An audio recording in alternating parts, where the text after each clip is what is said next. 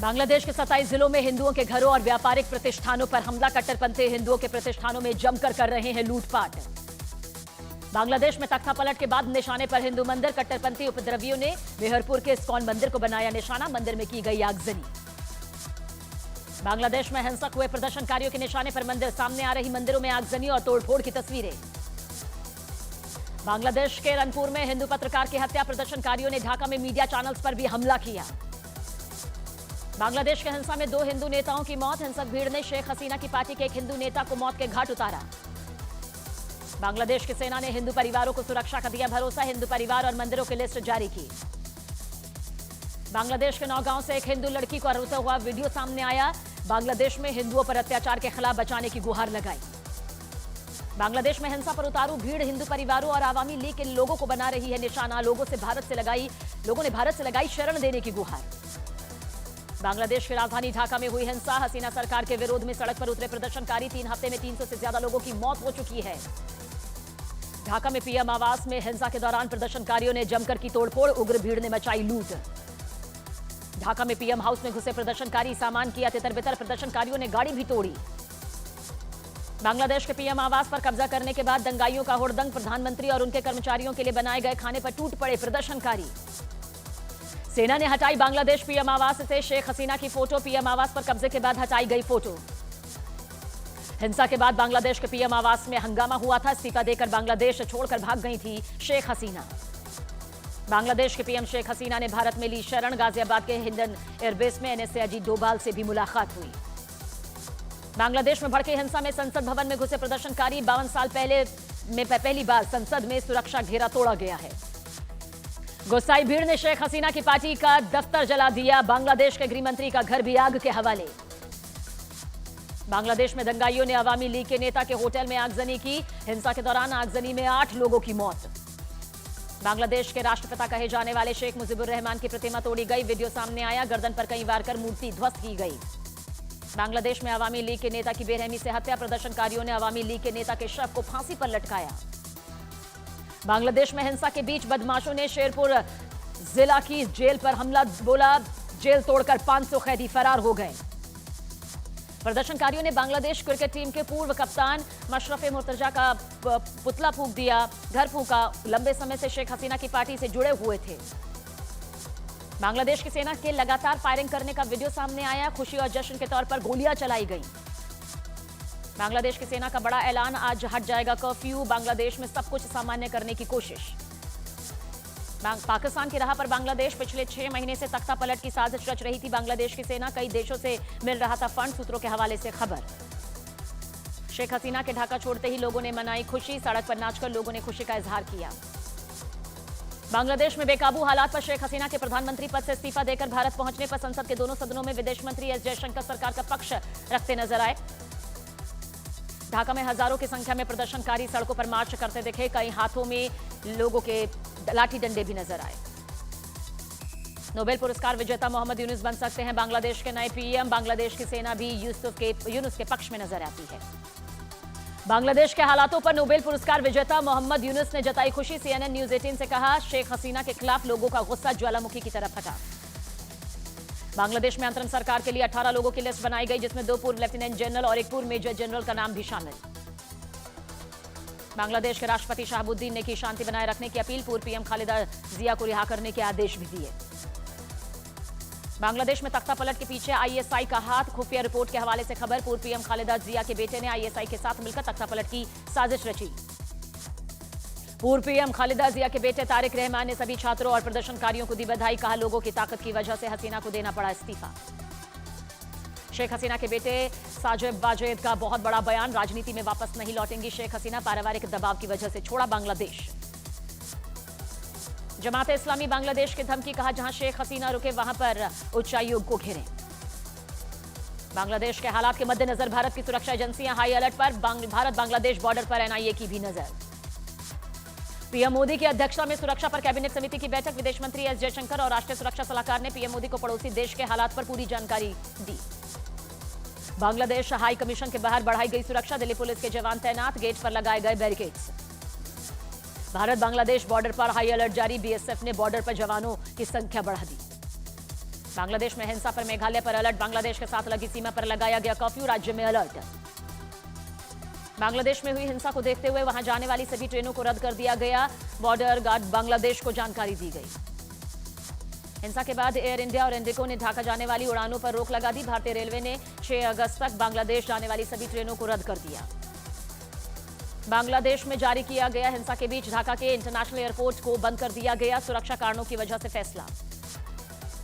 बांग्लादेश में हिंसा पर अमेरिका का बड़ा बयान, जल्द लोकतंत्र की स्थापना हो, बांग्लादेश में अंतरिम सरकार के गठन का स्वागत। शेख हसीना के देश छोड़ने की खबर के बाद लंदन में रहने वाले कई बांग्लादेशी नागरिकों ने खुशी जताई, हाथ में बांग्लादेश का झंडा लहराते दिखे लोग। बांग्लादेश पर ब्रिटेन में के विदेश मंत्री डेविड लेमी का बयान, कहा बांग्लादेश ने दूसरी बार आजादी पाई, तानाशाह सरकार चला रही थी शेख हसीना। बांग्लादेश में सोशल मीडिया प्लेटफॉर्म फिर बहाल, हिंसा के मद्देनजर बांग्लादेश की हसीना सरकार ने लगाया था बैन। बांग्लादेश के हालातों पर सेना की हो रही है तारीफ, लोग बता रहे हैं बांग्लादेश के लिए दूसरी आजादी, हालातों पर अमेरिका समेत दुनिया भर के देशों की निगाहें। गाजियाबाद के हिंडन एयरबेस से उड़ा बांग्लादेश एयरफोर्स का विमान, इसी विमान से भारत पहुंची थी बांग्लादेश की पूर्व पीएम शेख हसीना। बांग्लादेश के हालातों पर राज्यसभा के सदन में बोले विदेश मंत्री एस जयशंकर, कहा बांग्लादेश में हिंदू के मंदिर लोगों के निशाने पर, वहां रह रहे भारतीयों के संपर्क में सरकार। राज्यसभा में विदेश मंत्री एस जयशंकर ने कहा बांग्लादेश में हिंसा के बाद शेख हसीना ने इस्तीफा दिया, तेजी से बदल रहे हैं बांग्लादेश के हालात। लोकसभा में गूंजा बांग्लादेश का मुद्दा, सदन में बांग्लादेश के तख्तापलट के बाद सियासी हालातों पर चर्चा। बांग्लादेश के मुद्दे पर वेट एंड वॉच की रणनीति पर काम कर रही है भारत सरकार, ऑल पार्टी मीट में विपक्षी दलों ने सहयोग की बात कही। बांग्लादेश के मुद्दे पर संसद में हुई सर्वदलीय बैठक, पीएम मोदी, अमित शाह, राहुल गांधी, ललन सिंह, मीसा भारती समेत सभी दलों के नेता रहे मौजूद। बांग्लादेश के मुद्दे पर कांग्रेस नेता शशि थरूर का बड़ा बयान, कहा हमें बांग्लादेश को संकेत भेजना चाहिए कि हम उनके साथ खड़े हैं। उद्धव ठाकरे गुट का बांग्लादेश के मुद्दे पर बड़ा बयान, प्रियंका चतुर्वेदी बोली बांग्लादेश में अराजकता होगी तो यह भारत के लिए अच्छा नहीं होगा। त्रिपुरा मोथा के प्रमुख और एनडीए सहयोगी प्रद्योत देबबर्मन ने बांग्लादेश के हालात पर अमित शाह से बातचीत की, गृह मंत्री ने भारत की सारी सीमा सुरक्षित होने का आश्वासन दिया। बांग्लादेश के बिगड़े हालातों के बीच पेट्रापोल बॉर्डर पहुंची बीएसएफ डीजी दलजीत सिंह चौधरी, सीमा पर बढ़ाई गई चौकसी। बांग्लादेश के हालातों पर कांग्रेस का बड़ा बयान, राजीव शुक्ला बोले भारतीय मूल के लोगों और अल्पसंख्यकों की सुरक्षा सुनिश्चित की जानी चाहिए। पश्चिम बंगाल की सीएम ममता बनर्जी ने बांग्लादेश के हालात पर चिंता जाहिर की, कहा बांग्लादेश पर ना दे कोई भी बयान। बीजेपी नेता शुभेंदु अधिकारी का बड़ा बयान, कहा बांग्लादेश में हो रहा है हिंदुओं का कत्ल, तैयार रहे, भारत आएंगे 1 करोड़ शरणार्थी। यूपी में विधानसभा के उपचुनाव की तैयारी में जुटी समाजवादी पार्टी, सूत्रों के मुताबिक कई सीटों पर प्रत्याशियों के नाम लगभग फाइनल। राजस्थान विधानसभा में भी आज हंगामा देखने को मिला, कांग्रेस विधायक मुकेश भाकर के निलंबन से विपक्ष नाराज, रात 2 बजे तक सदन में दिया था धरना। संसद में इंडिया गठबंधन के दलों ने किया विरोध प्रदर्शन, सांसदों ने हेल्थ और इंश्योरेंस पॉलिसी में जीएसटी बढ़ाए जाने का विरोध किया। उत्तराखंड के रुद्रप्रयाग में लगातार हो रही भारी बारिश, मूसलाधार बारिश की वजह से केदारनाथ घाटी में रुका रेस्क्यू ऑपरेशन। उत्तराखंड में मंदाकिनी नदी का जलस्तर बढ़ने की वजह से केदारनाथ में रेस्क्यू का काम प्रभावित, एसडीआरएफ ने नदी के किनारे से रेस्क्यू छोड़कर पहाड़ों के ऊपर से रेस्क्यू की शुरुआत की। केदार घाटी में चल रहे रेस्क्यू ऑपरेशन का जायजा लेने पहुंचे सीएम धामी, रेस्क्यू से जुड़े अधिकारियों से ली जानकारी। उत्तराखंड में केदार घाटी में रेस्क्यू ऑपरेशन में जुटी सेना ने रात भर में तैयार किया दूसरा अस्थायी पुल, भारी बारिश की वजह से केदारनाथ हाईवे बह चुका था।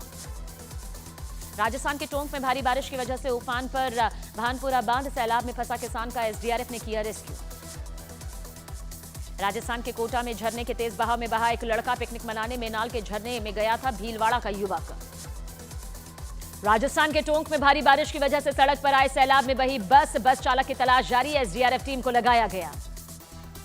यूपी के शाहजहांपुर में बैराज से पानी छोड़े जाने पर बड़ा रामगंगा नदी का जलस्तर, कई गांवों में बाढ़ जैसे हालात, प्रशासन अलर्ट। बिहार के गोपालगंज में लगातार हो रही बारिश की वजह से बिगड़े शहर के हालात, सड़कों पर पानी भरने के साथ साथ अस्पतालों में भी घुसा बारिश का पानी। राजस्थान के जोधपुर में भारी बारिश की वजह से शहर से लेकर हाईवे तक सड़कें लबालब, कई बस्तियों का मुख्यालय से संपर्क टूटा। हिमाचल प्रदेश में आई आपदा के बाद से अभी भी लोग लापता, 50 लोग लापता हैं। शिमला में 34, कुल्लू के 13 और मंडी में 2 लोगों की तलाश जारी। मध्य प्रदेश के खंडवा में आज खोले जाएंगे इंदिरा सागर बांध के गेट, आसपास के इलाकों को अलर्ट किया गया। जम्मू कश्मीर के सांबा में मूसलाधार बारिश से नदियों में उफान, बाढ़ का पानी लोगों के घरों तक पहुंचा, प्रशासन अलर्ट मोड पर। केरल के वायनाड में लैंडस्लाइड के बाद 8वें दिन भी रेस्क्यू ऑपरेशन जारी। हादसे में अब तक 308 लोगों की जान जा चुकी है। वायनाड प्रशासन ने रेस्क्यू के दौरान मिले अज्ञात शवों का अंतिम संस्कार किया। लैंडस्लाइड के बाद रेस्क्यू में कई ऐसे शव मिले जिनकी पहचान नहीं हो सकी थी। हरिद्वार की एक केमिकल फैक्ट्री में लगी भीषण आग। दमकल की कई गाड़ियां मौजूद। दमकल कर्मी आग पर काबू पाने की कोशिश में जुटे नजर आए। वाराणसी में एक साथ 2 जर्जर मकानों के ढहने से एक महिला की जान चली गई। एनडीआरएफ रेस्क्यू कर 8 लोगों की जान बचा चुका है। सीएम योगी आदित्यनाथ ने वाराणसी हाईवे का संज्ञान लिया। अधिकारियों को हादसे के शिकार लोगों की तत्काल इलाज और हर मुमकिन मदद के निर्देश दिए। राजस्थान के जैसलमेर में बारिश की वजह से गिरा एक कच्चा मकान। हादसे में एक मासूम समेत 3 लोगों की दर्दनाक मौत। लखनऊ में समाजवादी पार्टी कार्यालय के पास एक महिला ने किया आत्मदाह। अस्पताल में महिला की हालत गंभीर। पंजाब के लुधियाना में तेज रफ्तार स्कूल बस पेड़ से टकराई। हादसे में एक बच्चे की मौत, 3 की हालत गंभीर। लखनऊ आगरा एक्सप्रेसवे पर हुआ भीषण हादसा। तेज रफ्तार कार बेकाबू होकर टकराई। हादसे में 2 लोगों की दर्दनाक मौत। महाराष्ट्र के पालघर में एक स्कूल में 28 छात्रों को फूड पॉइजनिंग हो गई। सभी बच्चों को अस्पताल में भर्ती करवाया गया। महाराष्ट्र के नासिक में दिन दहाड़े महिला के गले से चेन लूट ली गई। वारदात का सीसीटीवी फुटेज सामने आया। कृष्ण जन्मभूमि मामले में हिंदू पक्ष सुप्रीम कोर्ट से अपील की। याचिका में बिना हिंदू पक्ष को सुने मुस्लिम पक्ष की याचिका पर फैसला न सुनाने की अपील।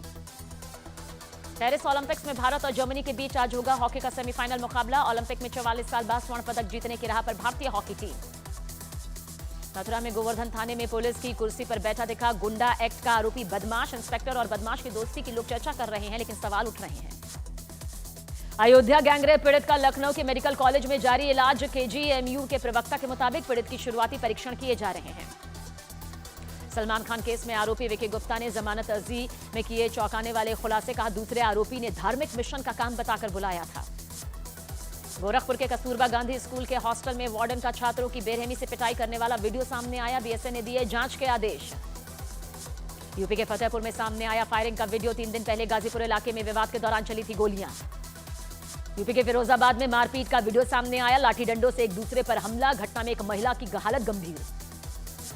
यूपी के सोनभद्र में एक घर के अंदर मिला नाबालिग छात्र का शव। पुलिस ने घर का दरवाजा तोड़कर शव को बाहर निकाला। जांच जारी।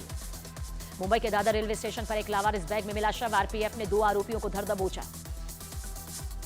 फिजी के दौरे पर पहुंची राष्ट्रपति Droupadi Murmu. Guard of honour से सम्मानित किया गया। दोनों देशों के राष्ट्रपति ने दोनों देशों के संबंधों पर चर्चा की।